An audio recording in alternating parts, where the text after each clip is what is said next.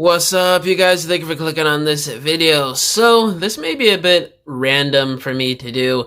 I mean, obviously I do tour reviews and my opinions on figures all the time on this channel, but this is a bit of a random pick, but I don't know, I just felt like talking about this figure. I just want to do a video talking about if this animated deluxe class BLACKARACHNIA figure has held up over the past how long has this figure been out? 15 years, which is crazy. 2008 deluxe class animated BLACKARACHNIA Decepticon this time. She ain't no Predacon. Yeah, I just want to talk about comparing this figure, seeing how it still holds up to today's standards of deluxe class Transformers figures. So I guess let's start off with the accessory and her feature. So this back piece stores via this port and this tab, and it's basically just this claw weapon. I guess it acts as like a webbing gimmick for her. It's just on this string piece, and the claw is on a hinge where it could open up. These two claw sections are on separate joints, so you can move those individually. It is clear plastic, so I wouldn't manhandle these hinges, but hey, it is something you could do. And to retract it, you just click the same button and it goes like so. So a bit of a cool feature, you know. I can't remember if she ever used a weapon like this in the show, but it is cool that they included it. And just looking at her, all the painted and sculpted details is pretty good. It is accurate to the show from what I can remember. There is a little bit of hollowness. Oh my god, God forbid, there's hollowness on a 2008 Deluxe class figure. Yes, people, they did used to hollow out joints back then too. It's a bit of like, it's like some weird Mandela effect with the Transformers community the past like 8 years with hollowness. People act like older figures didn't have hollow spots when they did, since like the 90s and possibly even the 80s with the G1 toy line. It's always happened with Transformers people, so. But, you know, there is the argument that it does happen more often than it used to, which is true. I do agree with that. But yeah, a little bit of hollowness right there. And is there any other hollowness on this figure? Yeah, the inside of the spider legs right here on her arms, and then the insides of these are hollow too. But to be honest with you, you could really chalk that up to just being robotic detail within her design of her robot mode and the spider legs in general. So I don't really think that looks bad, to be honest with you. I literally just noticed this hollowness right now as I'm recording the video, looking for hollowness on her. But yeah, in terms of her look, I think it is really nice. And the gold paint is separate on there. It's not molded in plastic. It is actual gold paint on there, along with her head sculpt as well, which got some black paint on my thumb. It's not because I'm dirty. I make dioramas for people. I commission dioramas, which, by the way, if you want one, let me know. Take a look at that head sculpt. Very nice. I actually really do like this. I think it's held up very nicely in my opinion. Pretty dope. No real expression on there, which kind of does suck. She was a pretty expressive character, but this is most head sculpts with Hasbro anyway, so can't really complain about that. But a lot of nice paint and sculpted details on there nonetheless, and all over this figure. It's just really sleek and clean, which was pretty much the way of the animated toy line back then, I'd say. So there's some really good articulation, but there's some that is a bit outdated, which I'll touch on here shortly. The head is on two joints, a ball joint in here, which, yeesh, that is a lot of clear plastic on a ball joint there. I don't know how long that's going to hold up, but it seems like there's no stress marks on the clear plastic at all, so it seems like they did use pretty durable clear plastic there, so that's pretty good at least. But her head is on two joints, ball joint and this hinge right here at the base, so you could get a lot of uppy movement, which is crazy. You could freaking break her neck if you want to, but that's mainly for transformation, I think. And then rotate, you got a little bit of head tiltage for some expressions. These spider legs behind her are on two separate joints, so you can move those back and forth. And then they're on, well, this one's on a hinge at the base. So maybe you could give her shoulder-mounted cannons, which looks kind of cool. I actually never even thought of that until I did this on the video. Is this one hinge? No, it's just one joint here for the swivel.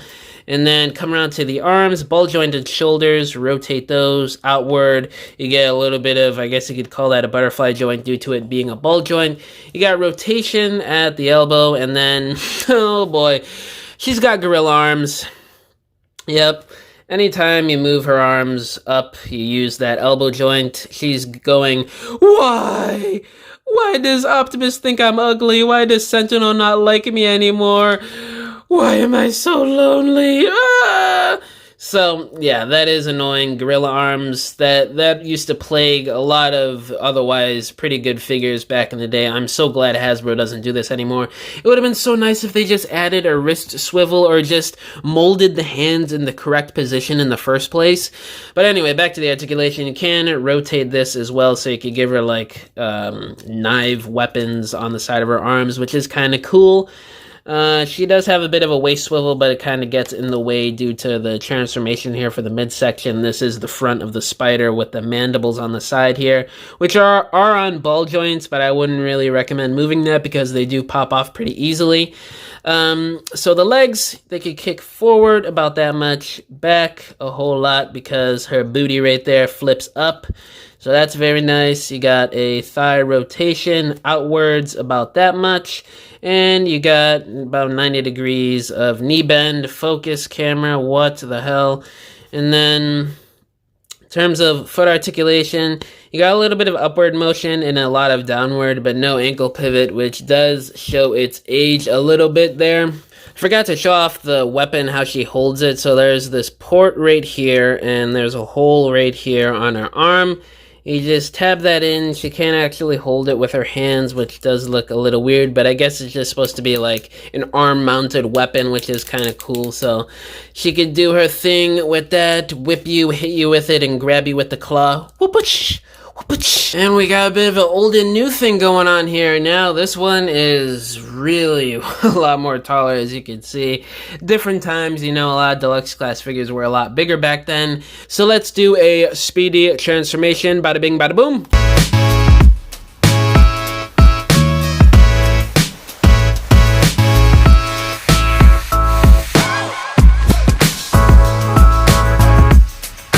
Okay, and now on to the spider mode. Now, I honestly don't feel like transforming the rest of Kingdom BLACKARACHNIA. This is how far I got.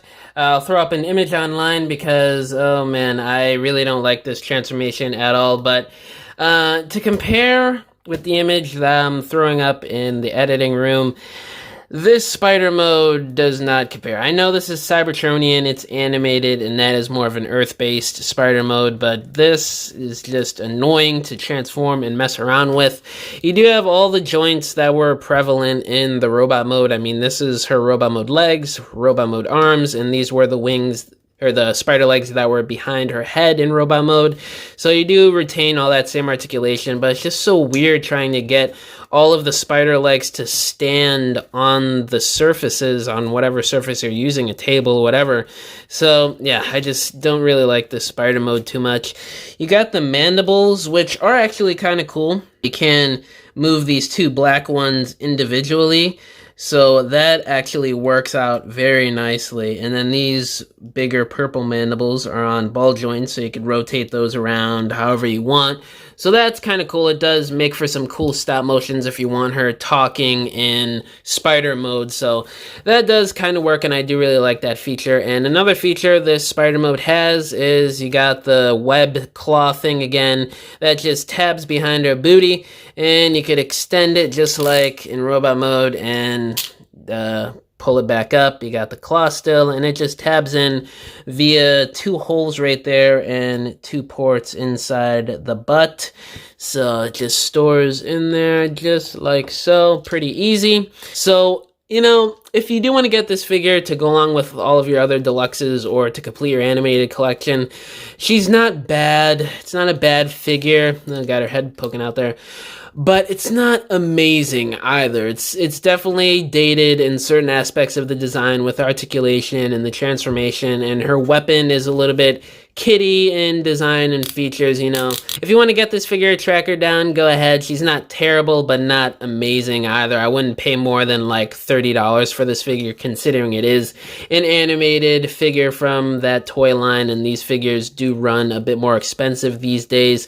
So yeah, if you want to get her, if you're a BLACKARACHNIA fan, if you want to complete your animated collection, go ahead, but I wouldn't be in a rush to track this figure down because maybe they're going to do a new one in Studio Series in the years to come, or in Legacy, or whatever generations line they're gonna do. So if you want it, get it. If you if you're not in a rush to get this, don't get it. But yeah, that's pretty much all I wanted to talk about in this video. She's alright. She aged a bit poorly in some areas, but in some areas she still holds up pretty well.